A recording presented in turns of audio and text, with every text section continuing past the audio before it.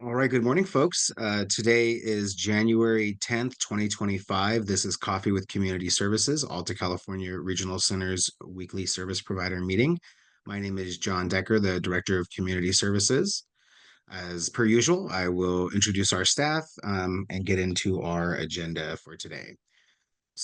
We have our Specialized Services and Supports Manager, Jordan, on this morning. Good morning, Jordan. And I see from our Community Services Department, we have Marty on and Tom on and Alejandra on. And from Client Services, we have Dana on. Good morning, Dana.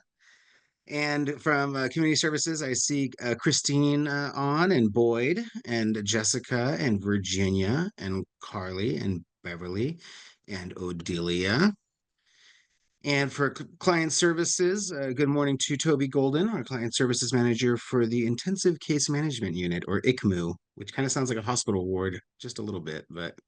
And then we have from our community services team, Alicia, Ethan, our lead Jason is on, our manager Helen.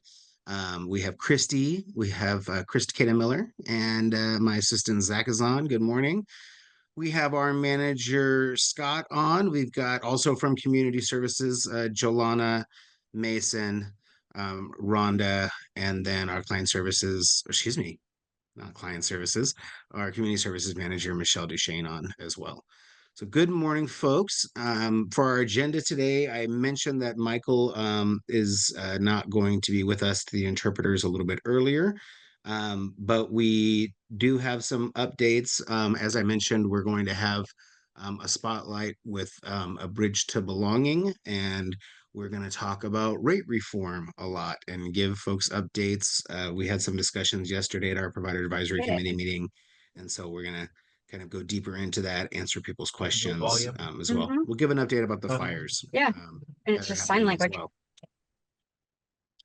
So to start off with, we don't have Michael here today, but I believe he had the opportunity to announce, and I know we've got a number of client services managers on here today, but Michael does have a training coming up internally at our regional center. And again, I am very proud of the work that Michael is doing. And so this is coming up internally for our staff on February 11th. And again, I just want to encourage all of you that are service providers that Michael is available to come out and do trainings. And we're very pleased that he's offering this in-house for our staff as well. So just wanted to share that briefly. That's kind of going on in Michael's world. I am going to throw it over to Melanie to talk to us about A Bridge to Belonging. Thank you, John. Bridge to Belonging is a grant funded by the State Council on Developmental Disabilities, and it's focusing in on the concept of how do we reduce isolation and loneliness in the people that we're serving. And it has kind of four areas of focus. The first is virtual offerings, where people can sort of dip their toe in to getting connected to different areas of interest, but do it in a way that's not as intimidating as showing up to an event. So it's a little less commitment based. And there are three tracks of interest. The first is health and wellness, the second is arts and creativity, and the third is social recreation and hobbies. And those tracks are divided into a northern and southern focus. It's available to any regional center recipient in the state. For the virtual tracks, they can join either northern or southern. The information will be the same. And there's activities that go along with it. People who register in advance will actually get a gift card to purchase supplies that they could use for any one of the tracks. Then there is a training component. So there will be some trainings offered to community organizations that want to be more accessible in terms of providing services. There is a coaching aspect where any individual that is interested in just getting more connected and whether it's, figuring out how do I have an interest in a specific thing, how do I follow through with that? We have a coaching offering, and the coaches are people that receive services and they've gone through sort of a partnership training to be able to offer that. And they use community mapping tools, person-centered thinking tools in that coaching program.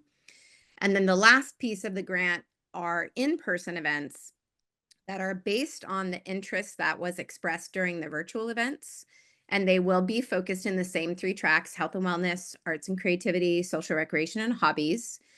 And those events, ACRC is one of the areas that we'll be providing. In addition, we're doing 2 Bay Area regional centers, North Bay, 2 Southern California regional centers, and Far Northern. So it's a big grant. There are about 72 in-person events that will be happening.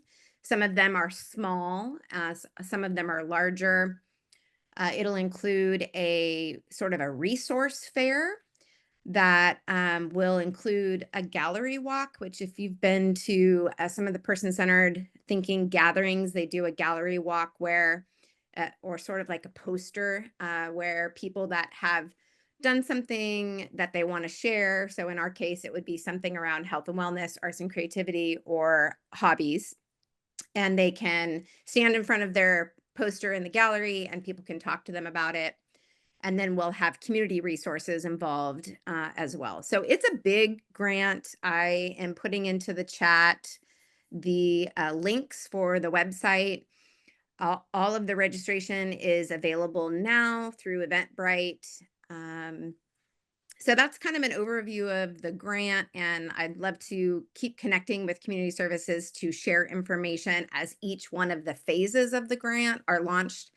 Uh, we are starting now and we will be complete by October 1st. So it is most of the year. So that's Bridge to Belonging. I'll go ahead and put my email in the chat as well. So if you have any specific questions or you want to partner, this is available, like I said, to any individual receiving services. So I intend to reach out to service organizations to have you share information so your people can participate. But if there's anybody that wants to partner on hosting events, we'd be open to that as well. Oh, cool. Congratulations on getting the grant and offering it out to everyone. And I think we'll have your information in the chat, and perfect, so that folks can follow up with you, and please keep us updated on it. Yeah, absolutely. Ooh, already getting good responses from people in the chat. Right on. Um, I will say when I was doing the introductions a little bit earlier, I did not have Dan Kilmer on yet, and so Dan is on here as well. And I love putting staff on the spot about things. So, Dan just completed something that is new for him. Over his long career in community services, we charged him and some other staff with focusing on it is, can you help us expand our FMS services in the state of California? Some of you remember that we did a really large request for proposal at the end of the year for multi-million dollars that were applied to a number of different contracts throughout the state for the purposes of expanding financial management services. And just want to give some kudos to Dan. And I see the vendor on as well. So I see Alan on, and I thought I saw Wilmer on there as too. So Dan, real quickly, I'm going to share my screen, and we're not going to turn this into a whole big presentation. We won't put HR Alliance on that much of a spot, but I just want to acknowledge the work that you've done to get this vendorization taken care of. And again, something new, very different than the things you've had to do previously. And I have something that I don't mind sharing because it's the part of the program design. But we're getting some new services from some folks, HR Alliance. So could you tell us briefly about that, Dan? Yeah, so right now, HR Alliance is about to be vendored for FMS to handle the STP budgets. And I should have all the documents ready by the end of today. So by the end of January, they should be vendored for FMS with Alta. And then we're going to, they're going to have a user regional center vendorization with the other regional centers. Awesome. Again, I just want to really acknowledge, first of all, and HR Alliance, Alan, Wilmer, you guys are certainly welcome to unmute yourselves, but I appreciate you taking the step of coming to California and getting yourselves planted, in essence, throughout the entire state, and then working very collaboratively with us through the request for proposal process, and working with us for the first time trying to award startup funds and get a project like this up off the ground. And so Yeah. you're certainly welcome to unmute yourself. We can do a big highlight about you guys later, but if you wanted to share anything just briefly about your company. Yes, so I just want to say hi to everyone. It's really good because Dan and I just talked through email, so now it's really nice to put a face on the name, you know. And thank you guys for giving us the opportunity to help Alta and the other regional centers up north. And definitely once we're done with ventorization, we will try and accommodate everyone and help everyone with the FMS.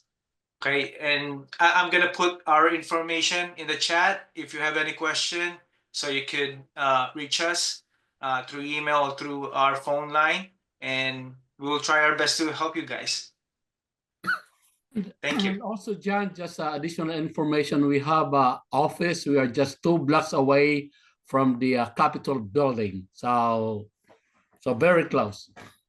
One of the things, in doing this RFP, we, even if we were working with a out of state company previously, we wanted to ensure that they have that foothold in our local area. And I think HR Alliance had already kind of did some engagement with the folks at Harbor Regional Center. And so it's great for us. This is a great opportunity for us to have a service provider that has a local foothold in our area. And again, appreciate the work, Dan, and getting the vendorization completed. And once we get everything done, yeah, we'll have you guys do maybe a full background on your company and explain a little bit more about all your years of experience. But for now, we're welcoming you to our vendor community. Thank you very much. Thank you, and I just would like to acknowledge our team. Basil Alcade is here, and Brianna cool. Biltz is here too. So, thank you. Thank you for getting this done relatively quickly, guys. I know it's not the fastest thing in the world getting into contracts with regional centers, and especially when we're doing something new, but I do appreciate all the hard work, because that's a huge issue that we hear from our community, is ensuring that we have all the FMS supports. And again, as we have more options for people, we hope that people are going to get, the responsiveness and supports. And certainly Carly knows that it filters down as well to the things like the PIP and the CIE payments and everything else that gets touched by our FMS agencies that are really continuing to ramp up in the state of California. So welcome. We at the provider advisory committee meeting yesterday, we touched briefly on, and I think I saw Hubert log in here as well too. We touched briefly on the fact that we do have very active fires going on in the Los Angeles area right now. I am in absolute constant contact with every regional center throughout the state, as well as specifically those regional centers. I know how many clients have been moved out of every place within Los Angeles County. I know what the residential needs are, and I'm the farthest away. So just know that people are communicating really well right now. And then also, we've certainly said that we will give our support through the emergency coordinators group, and so we have that available through Hubert and his position. With that, we are tracking individuals that were our clients that were that are residing within the evacuation zones in that area. We've got a pretty robust system that identifies where people are located, and then overlays. There's overlays for where the evacuation zones are, and then we have a record keeping that is done and shared with our client services management, with client services directors, excuse me, with Jordan, with myself, to ensure, for example, if we do have individuals that are in an intermediate care facility down in that area, if they are moved to a different one, that we know where they're at, and throughout the time that they are displaced because of the fire event that occurred. So we do have track of folks. Again, the quickness with which everything is happening right now, and the necessity to do things like move individuals from care facilities to large day programs, things like that are going on right now down in the Los Angeles area to address those needs. So Again, certainly it's very impactful for all of the regional centers down there as well. Imagine people, staff live in those different areas too. And so, again, we are looking at working collaboratively. We're doing things like getting together a residential vacancy list statewide for if individuals would like to move into maybe a care home that needs to relocate, individuals that may need to go for a short-term basis. And then also we're looking at what like family home agency vacancies are available as well. So if any of you do residential services, we may be double checking and making sure what some of your availability is, but we're gathering those resources statewide for the Los Angeles area regional centers. But again, like a couple nights ago, we were doing our text messages with each other, and then the Hollywood fire started, like right there in the hills, while we were kind of getting things figured out, and then that pulls in, additional regional centers and concerns. Many of the very, very affluent areas that have burned down were not places where individuals are displaced and require emergency housing supports from regional centers. So that is something, as a takeaway from this. But again, the fire's containment is very low and people live all over the place. And people with developmental disabilities cross all kinds of different cross sections of kind of the socioeconomic levels. And so, again, just very impactful. Any questions about that? The fire, about things going on down there? Again, we're keeping track of our clients, and then each regional center's got that responsibility. I want to update folks on a couple things that came up during our provider advisory committee meeting yesterday, and talk about rate reform and some updates related to that as well too. So we had our monthly provider advisory committee meeting. I certainly recommend that service providers participate in that meeting. It is held both in person, and we have like a Zoom option too, or I guess we're using a Teams link now too. It's great to be in person. I really just encourage you, come in. It's just one day a month if you're at all possible to be able to do that. It's just there's a lot of things that are very nice to talk about in person, and also just I think it's a lot easier to hear and understand what's going on for the updates.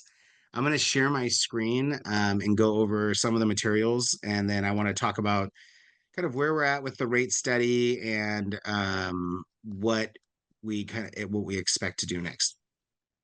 So this is DDS's website. I will say that they have added some additional things for those of you that may be also involved as it relates to emergency resources and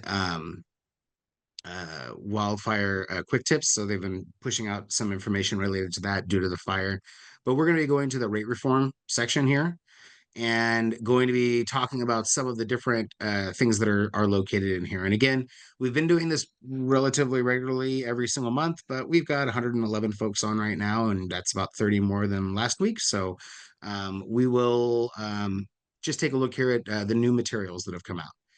So again, the rate reform directives and updates, the reimbursement rates, the meeting information, and the provider directory are all things that we're going to be going over. For the rate reform directives themselves, specifically, and I did this today with staff this morning when we were going over some of the newer directives, is we were looking back at, again, the rate reform full implementation overview. And you could tell where I was looking. I was looking at what it had to say about quality incentives and the held harmless. But one thing that I appreciate about the department's materials related to this, and I know everyone just kind of wants a short answer, but a lot of this stuff is complex, and it's complex based off of the type of services that you currently provide. And it's complex based off of some of the kind of the lateness of the information that we are receiving as well, which makes it a challenge for us to do some of the activities. Again, back on September 19th, if we would have had all the rate models, relatively quickly and how to figure out hold harmless, perhaps some of the activities could have been done before January 1st, but now we all know that we're still receiving a lot of that information, and we in some cases haven't even received it yet across some different service codes. But fundamentally, this is where that information is kept, and I would encourage individuals to just take a look at all of these directives, and this is the kind of the foundational one from September 19th. Going back to the most recent ones, I want to touch on the oh, I don't want to do that. I want to go back to rate reform. I'm going to start it all. There we go. So I want to go to the transitional rates, and I want to go over the transitional rate directive very clearly, and talk with folks about it and make sure that everyone understands and we're kind of on the same page about it because we had to do that this morning with our managers. So this is the rate reform guidance for transitional rates. And I'm just going to kind of go through it specifically. So as part of continued rate reform efforts, the pursuant to the rate implementation timeline that's outlined, this letter provides direction to regional centers on the use of transitional rates during the transition into new rate models and service code descriptions. So what rates are we paying during the transition period? That transition period being right now. Transitional rates will be used for providers that will be moving to services that require updated authorizations, which we have quite a few of them. The final phase of rate reform begins January 1st of 2025, and service providers will receive the increased benchmark rate for the service code that they have been aligned with in the rate adjustment workbooks. The transitional rate includes the base rate being used for the rate adjustment workbooks for the service code they have been using prior to January 1st of 2025, updated to 90% of the full rate model for that service. If earned, a quality incentive payment portion of the rate up to 10% of the full rate model, and any separate unbundled payments that were previously reported previously within the rate adjustment workbooks. So regional centers and service providers have through between now and March 31st of 2025 to finalize the correct alignment of service codes, the rate, and the completion of the service acknowledgement form. So again, we've gone over the specifics of each of those different things a lot in other meetings, and I don't know the extent I'll get into it unless folks have more questions, but our charge is to work with providers during this period of time between now and March 31st of 2025 to align you with the appropriate rate study service codes, get the rates, and get that service acknowledgement form. Once we've completed that form, then we will begin to change authorizations as needed from the transitional rate to the updated aligned services subcode and rate model rate. Through December 31st of 2025, service providers will continue to use the transitional rate for each individual currently receiving services under their individual authorization. Begins utilizing the new rate model, service code, subcodes, and rates. The new rate model rates will be used for individuals starting services with the service provider on or after January 1 of 2025. These new rates fully account for the cost of providing the service, eliminating the need for unbundled payments. If this new rate is above the 90% of the base rate, service providers will be held harmless through June 30th of 2026. IPPs and updates. So I will stop right there. So again, this is not a lot of new information, but just making sure folks are very clear on how the department is describing this for this period of time. Additionally, IPP authorizations and updates should follow the direction provided in the directives for each service. These IPP updates must occur no later than December 31st of 2025. So for service providers experiencing extensive travel, the department is developing rate model enhancements to account for such extensive travel expenses. I don't want to get to that yet. Let me not jump to that. Let me stay with IPPs and IPP examples. So we've had, I think, let's see, who of my managers on can I ask questions about this to make sure I don't say it incorrectly? Michelle Duchesne, here we go. We love talking about rate studies. So and Helen can certainly chime in about this as well, possibly for some of her vendors. So we may well have service providers that we are going to need IPP updates for. If the service is going to look in a little bit different, perhaps, if it has a description of maybe with our, our acknowledgement, whatever we call our new 588 form, the IPP agreement page, that one. If it has something outlined in there that's not going to be aligned with the new rate study descriptions for the service codes, then we have got until the end of December 31st to get those things updated. Additionally, it may indicate that, you know, if someone's categorized now as like a behavioral day program, we may be updating those new, you know, descriptions. So that we've got time to be able to do that for the IPPs again through December 31st of 2025.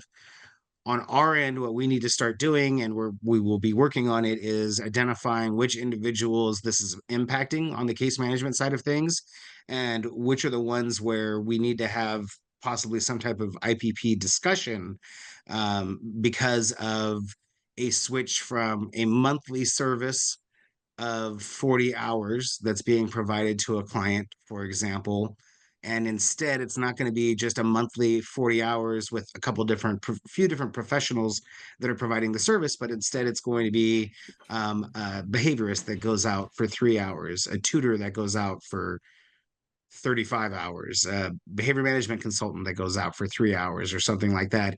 And service providers are going to have to bill separately for that. Therefore, I think we're going to have some planning team discussions to talk about what are the actual individuals that are providing those types of bundled services. Not different than possibly supported living services and others as well that have things like that are more bundled in the descriptions within our IPPs.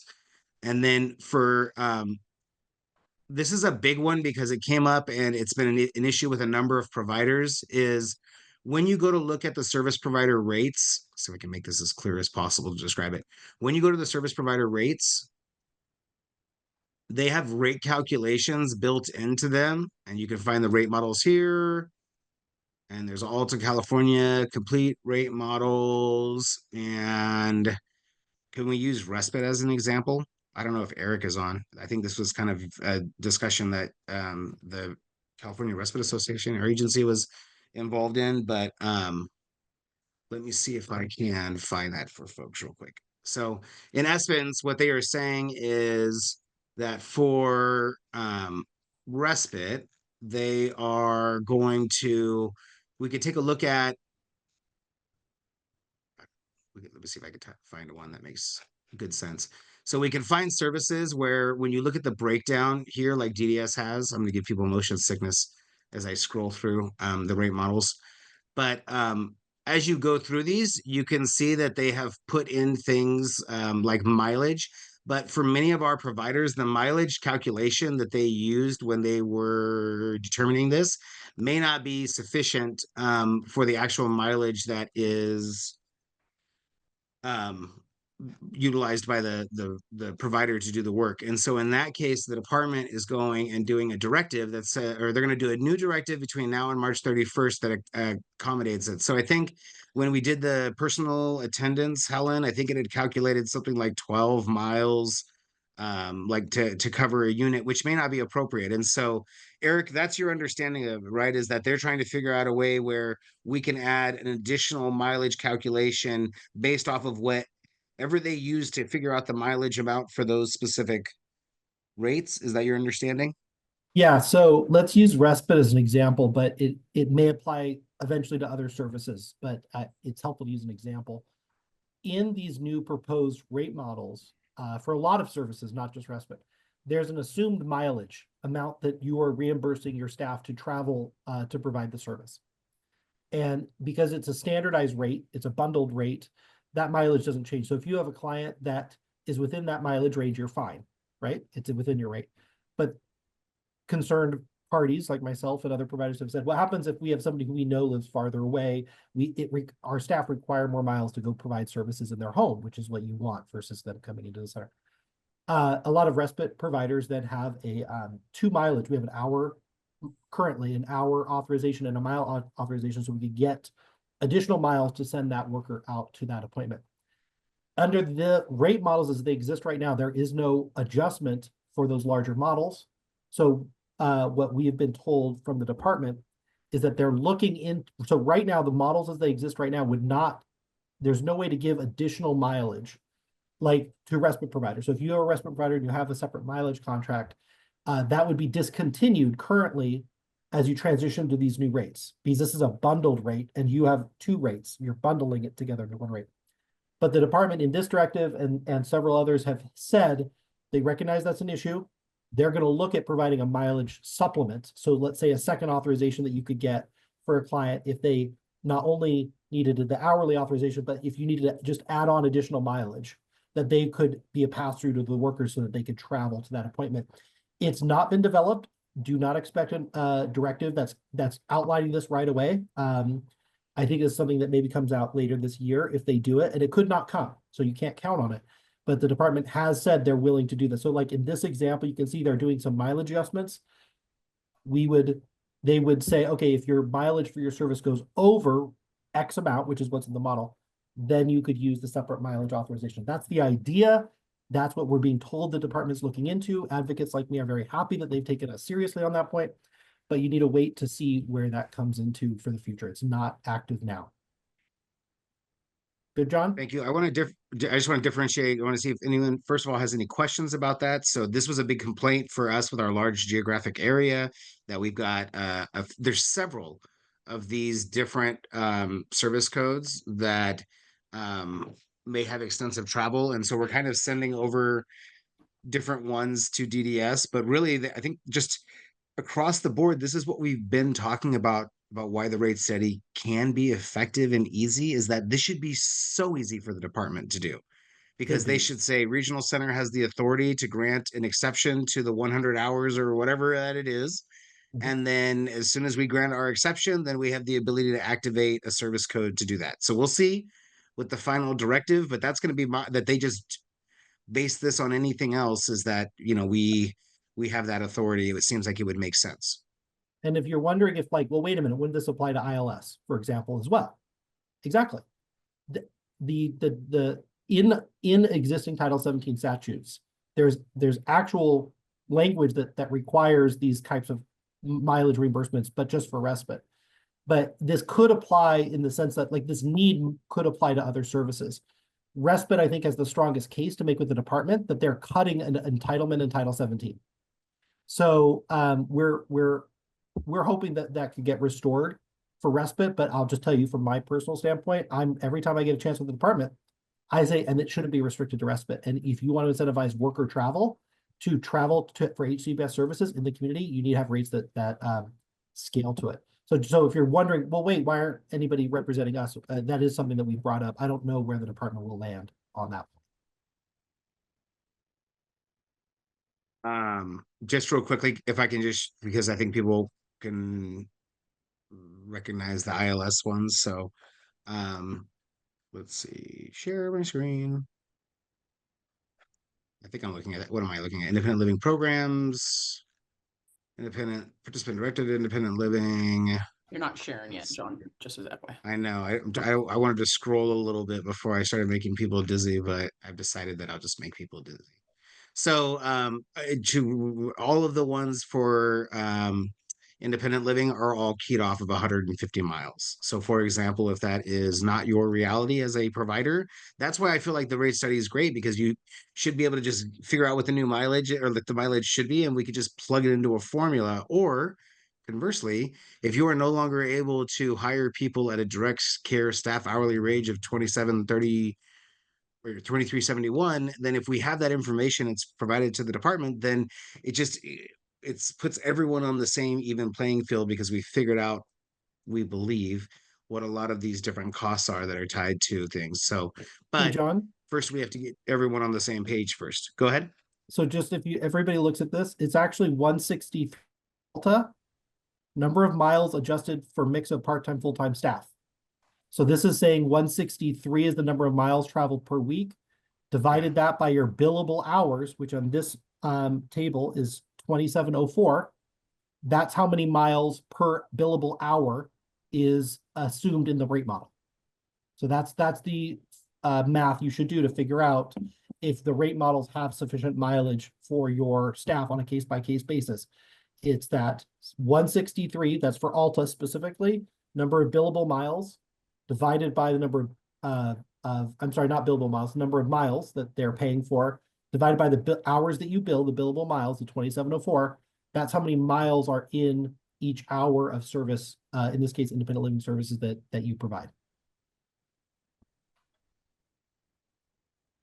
So currently there is no mechanism for us to give you a higher rate. And so because your unbundled amounts, like the mileage that are attached to your vendorizations, are supposed to go away because it's now included in your new rates that are effective when people sign their acknowledgement forms.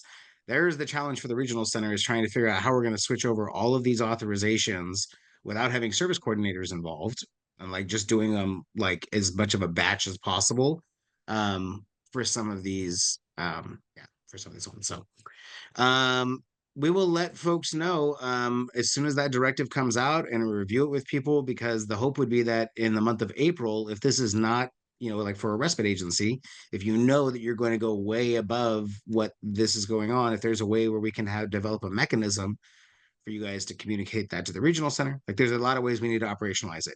It was just encouraging because DDS announced it during their last like office hours that they did for regional centers on Wednesday.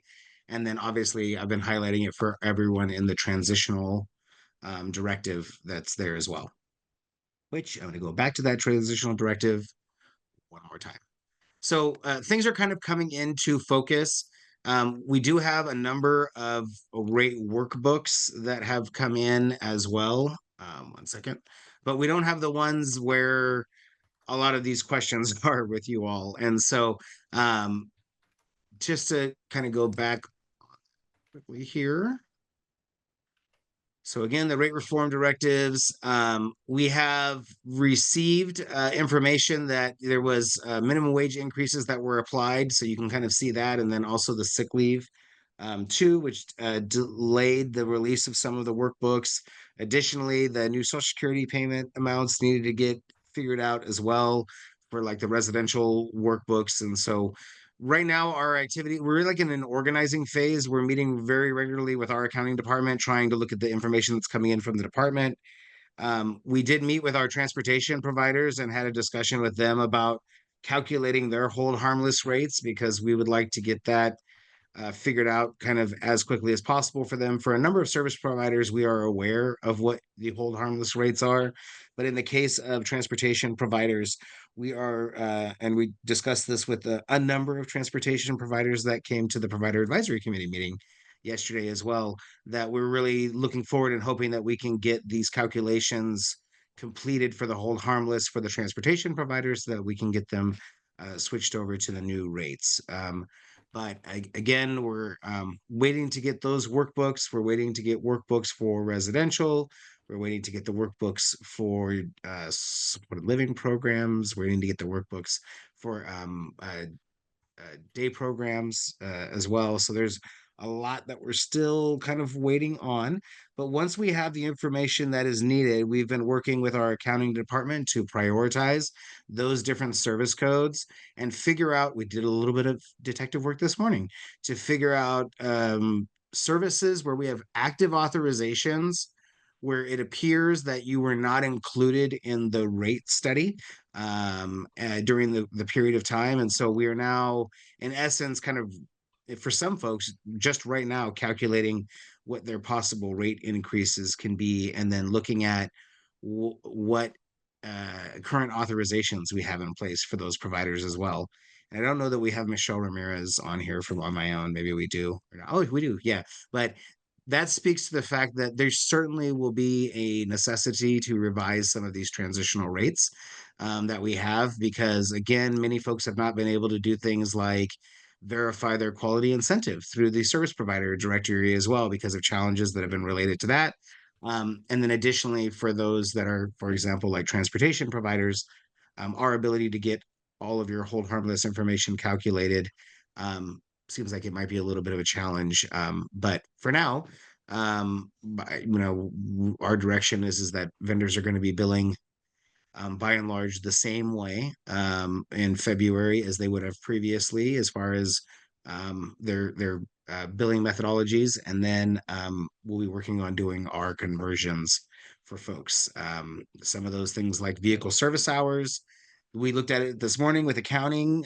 So it seems like you would still be reporting on what your vehicle service hours are during the transitional period, because we now know what a converted mileage rate would be, or we will once we do your hold harmless calculations with them. So again, until we have the workbook specifically from the department, is going to make it a little bit of a challenge. We do have some. I know I was sitting next to Medi yesterday, and we were taking a look at the supported employment for Pride Industries, and everything looked right as far as, like, they categorized whether or not the quality incentive was done or not through the service provider directory. They looked at calculating the rate increases. So to us, when we were sitting there taking a look at it, it all looked correct. I think we're probably going to wait another day or so before we do much more wide distribution and taking a look at the workbooks further. We know what our charge is, which is that we need to get, and I can use, God, I would love to do one of these that we actually have the rates for as well. Well, there we go, I suppose. Employment services. So we have the workbooks for employment services now. We have the new rates, that should be applied for all of them. And so we can do our next step, which is that we are required to give out the rate acknowledgement form that outlines what those rates are. So kind of the lines that I was showing Medi yesterday, that here's how DDS has said what your original rate is, here's your rate through the rate study increases, and then here's where you're at effective right now. And so with that, our next step is figuring out how we are going to get all of that information to folks through a acknowledgement form. Statewide, the regional centers are working together to try to have, like, hopefully maybe one possible document that all regional centers use that has additional information in it. In there, some of the things that we are looking at is creating this so that it outlines the new service codes and subcodes, obviously, that you'll be doing. We're trying to pull kind of a mail merge. There's, I think, like 1,300 plus records that we need to do this for. So there's a lot of this that needs to go on. And all of it is predicated too on making sure that the workbook information is correct. So kind of the idea being, and we're working this out, is that we would send you the rate workbook that you can take a look at to verify. You can then indicate that you have that, and the directive as well, because again, what this acknowledgement form is saying is that you're no longer doing business like we vendored you, Pride Industries. You're going to be doing business as outlined in this directive that's right here, regardless of whatever we have in our contract language or anything else. This is going to be your new, this is what you are going to need to comply with in order to be able to bill for services at your new increased rates moving forward. That you have to comply with this. This is what my understanding is that if you choose not to go about this route, then you can stay with your hold harmless rate, but then you will turn into a pumpkin in July of 2026, because we're not going to be able to give you those old rates any longer. And that's our only relationship. We can pay you guys, and if we can't do that, then there's not much reason coming to Coffee with Community Services. So supported employment groups, everything is in here, like all the ones for the different employment ones. So technically, Michelle Duchesne, once we have a route figured out for how to give them their acknowledgement forms and the directives and the specific worksheet line or whatever, or whatever their new rates are, we could start having meetings, and we could get these activities completed relatively quickly with some of these providers. For us folks, it's just trying to organize it so we figure out which of those ones that we are going to have more discussions. If you're a service code 063 provider, we may need to have more discussions. If you do community-based day programming, and your rates are something that are not going to be aligned with the new services, we may need to have more discussions with you folks. Any questions about kind of where we're at right now and the next steps are for you as service providers? You're really waiting for us to give you a copy of the information about how you're categorized. And then from there, if there's an issue with that, that is your kind of method, I think, to do your feedback back to us is that, hey, this is incorrect. We need to do some research on this, take a look at it. But I think our first step is we just got to get, all of these out to folks as soon as we can. Last Friday, they sent us an email saying the workbooks were coming, and then they have started showing up this week. Currently, I think Robin LeMay, our accounting manager, and myself are the only two people that have access to the workbooks. However, as said before, we're meeting almost every day, and we're meeting with accounting at least twice a week to go over these specifics. So, service providers, questions about rate reform, questions about kind of next steps as it relates to this stuff. All right. I do want to, I mentioned it previously, and I will do so again. And we've got a lot of service providers that are on right now, 122 folks on. Check that out. We had our PAC meeting, and after our PAC meeting, there was a number of transportation providers that wanted to stay after, and we ended up talking, and I'm sorry, folks, for like almost an hour, but there was a lot of good information, and I was very happy to be able to listen to everyone, and it's very helpful for me to be able to do that in person. So I'll just share that, I certainly would make myself available again. Michelle Duchesne, Damian Koger, our community services specialist that works with all of our transportation providers.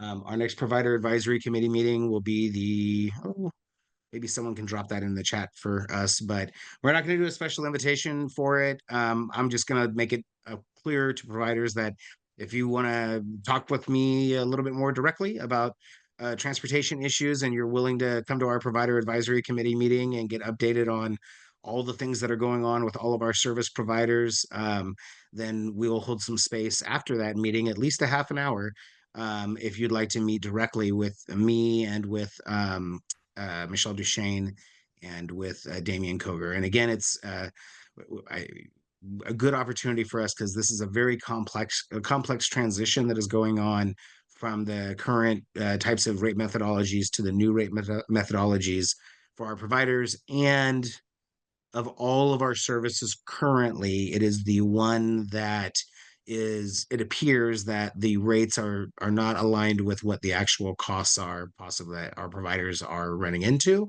And so going to our provider advisory committee and having an opportunity to talk with like us in person, there needs to be some fixes that go on with transportation, it appears statewide as it relates to rate setting specifically, not necessarily how R&D transportation does routes and how we're dealing with this transition of the hold harmless and everything. Really, it's about the calculations and the way in which they have estimated what your costs are as businesses. And so we want to remain in contact with you because there needs to be a fix to that, we believe, for many of you transportation providers, because otherwise you are going to be looking at whether or not you're going to have a sustainable business working with the regional center moving forward. And so that's another reason why I would really like to have an opportunity in person, because I would really, if folks, it's not always comfortable to send an email or talk, over the phone about business challenges and things. And so if there's folks that are thinking they might want to pull the plug and no longer provide some of these types of services, I think that is also a space where we'd like to maybe have that discussion in person and talk with you about, ways in which we can maybe ensure that you can have a more sustainable business if possible. But that's the only service code. I'll be honest with you. I don't know of any, and you guys can chime in like across different service codes. I think people certainly are frustrated that the ILS rate is set at such a higher amount than the supported living rate. So I've certainly heard that statewide, but nothing compared to what I am hearing related to the transportation rates and the amount of providers that are going to be falling into hold harmlesses and then their future. Eric, I know that there was a discussion yesterday at our provider advisory committee meeting, and I appreciate that you've dropped that information in there in the chat.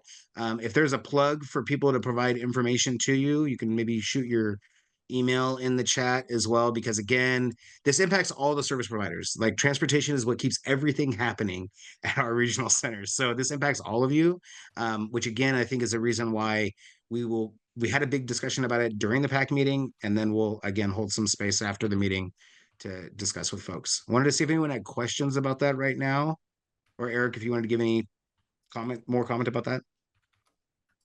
I mean, I've talked enough as it is. All I right, think. right on. If folks have questions, I'd be happy to answer. I want to make sure folks are informed. What I put in the chat was generated by me from input from some of you on here and other providers. The best I could do to put out basically a analysis, a position statement, and fixes if we are going to try to fix those rate models. So if that's of interest to you, if you're at 875 or if you've got concern about the 880 rates, it includes an 880 analysis. I'm sure it's flawed. I'm sure I could have done a better job, but we've got to get this kind of conversation rolling around fixes, and we need data. So if folks are concerned about that, my email and that documents in the chat if you want to take a look at that. But I'll just leave it there unless anybody needs individual support. It is effective when you have groups of people that are expressing their concerns about this. There was concerns about the mileage thing that was tied to like respite and stuff, and now we hear a directive is coming out about that. So again, we've seen the department listening, but transportation providers need to be loud. And I know that the state is holding a statewide meeting next week that is going to include a number of transportation providers from throughout the state of California. But again, just encourage folks here. I'm going to jump over real quickly and just narrate some upcoming things that are going on that are in our, that are on our events calendar. I know that there was a master plan meeting that was supposed to occur down in Los Angeles this week with the Department of Developmental Services. I don't know if it actually did end up happening or not. And also the governor was going to get a preview of the budget, or Department of Finance was at 10 a.m. this morning. So I don't know if folks had an opportunity yet to take a look at that. But I don't know, there was a bunch of the revenue projections for the governor, at least, did not seem to match exactly, I think, what LAO is saying, and then the legislative analyst's office is saying.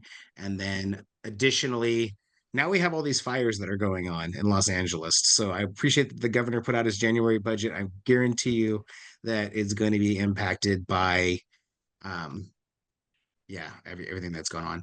Upcoming board meetings at our regional center that are happening, recommend folks attend those if they are interested in them. They'll get some good end of the year summaries of things that have been going on with our regional center. And then Jordan, we want to encourage people. They've only got a few more days, right, till January 22nd to get their request for proposals in. That is correct. And so I went ahead and put that in the chat, you guys, so that you have, perfect. Thank you so much, John.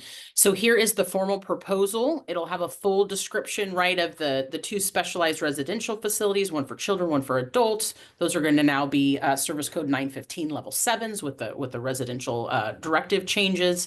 We got a psychiatric wellness center. We have 2 dental services, one dental desensitization and an app to help with dental desensitization, if I can say that correctly. We should make people say desensitization as the code word to join this meeting. So, but we really are excited to get your guys' proposals. We've actually gotten a few for the day program. The day program is another one. So please hop on our CRDP website that John is sharing. We're really looking forward to those proposals and creating those services for our clients, most importantly, right? To really meet those unmet needs that our community and our service coordinators have let us know about. Hey, Jordan, do we currently have anyone right now that is specializing in employment? Well, and I think we got Carly on here too, and half of our vendors, so we could ask them. Do we have anyone that's doing employment services, really specializing on supporting the forensic population? Not to my knowledge. Carly, if you're on, if so, I don't believe so. We have some who are able to support those clients, but none that really specialize in it. So this is one of those things where we would take a look at, like, you know, Jordan has increasingly seen our number of forensic individuals going up, right? So just talking about how we come up with the CRDP and why we want you all to be thinking about these things and encouraging them. Like, we don't participate in IPP meetings and community services. We're not there hearing all the needs of what's going on. And many of you providers also find out, we want everyone to be able to bring up their competencies and being able to support a really wide range of individuals, but also having a sensitivity and ability to be able to serve like our formerly incarcerated folks. Like education, employment are things that are so fundamental to securing all those other things like housing and stability and recidivism and stuff like that. So that's kind of like Jordan's world. So if you guys can kind of understand like specialized services and supports, Jordan oversees the forensic, staff within our agency that can help give information about what the needs are. But as we're looking at serving, over 34,000 folks probably this year, increasingly we want to look at what are those service areas where we can apply a little startup funds money to be able to get something off the ground. So I know we have a psychiatric kind of center-based service that we put on this year, but I think that is something that, maybe we talk about, that we want to do something like an RFP next year for more forensic type services for individuals focusing on, as I say, maybe a bridge to employment, a bridge to education, and getting into junior college or 4-year schooling. So just that's the CRDP world. The idea is we're putting a lot of community-based services in so that we don't return to putting people in institutional settings, if that makes sense, and providing more things out there for our community. And those are the ones that we really want to support. I'm going to share my screen just one more time with our calendar, just making sure that folks are aware of any other upcoming events that are happening. Let's see here. I know I went over the newsletter last time. I will share that we do have some self-determination program workshops coming up. We didn't talk about it during the provider advisory committee meeting, and we don't know that I have our client services managers, but I know we've got them coming up in the Yuba City area, I believe in the Roseville area. And this will be an opportunity for people to do kind of in-person, ask questions about the self-determination program. I think they're going to do both a combined, well, we've got all the information on here. So just encourage folks to have a look at our calendar here and see all of our upcoming events. We'll be putting a lot more vendor forums and things. It's just right now we're doing vendor forums really just based off of rate study implementation and trying to connect with each of you providers. It's going to be extremely busy for us between now and March 31st to have meetings. I believe there was over 1,300 providers that are kind of impacted through all of this. So again, look forward to talking to folks every week about this as we receive more information. And our big hope for next week is that we get more of those service provider workbooks sent to us. All right. Thank you very much, folks. Hope everyone has a great weekend. John, And can yes, please. can I drop the flyer in the Oh, yeah. everybody? Just a reminder to everybody that on my created a roommate matching application. What clients can create a profile and connect with people that might be good roommate matches. So I'm going to place the little flyer that we created so that you can at least get the word out for any of your clients that might be looking for roommates. Have to be 18 or older, and you have to be an Alta Regional Center client. So there's the flyer in the chat. Hold on, wait. Occurs to me, and I thought I saw Rhonda on there too, but Rhonda, I think we need to do a link to the app on our website. Is that cool, Michelle, if we do that? Yeah. I just want to make sure that Under our it's looking clear for that housing? I just want to make sure that it's clear and stipulated that it's for Alta clients. We're just kind of going to make sure it's very successful here first before we start getting other regions. So yeah, let's add it too, because we've got more options. So we'll add that to our website. Awesome. Thank you so much. And thank you. again, we encourage folks to reach out to On My Own if you have any questions about the roommate matching app. We've got so many cool different HCBS projects. Ooh, it looks like it didn't open, the one that was in there. Okay, I will. Give me a minute. Oh, it's a PNG file, yeah. Okay. Let's see. Sorry. I thought it was just me. I tried to open it and I couldn't open it. No, it didn't work for me either. Okay. All right. Let me get something to you, John, and maybe you can send it out to the. We'll get it up on our website, and then let's remember next week to show it to everyone. Okay, thank you. Thank you, folks. Have a great weekend. Take good care. Thank you, Melanie, for the presentation.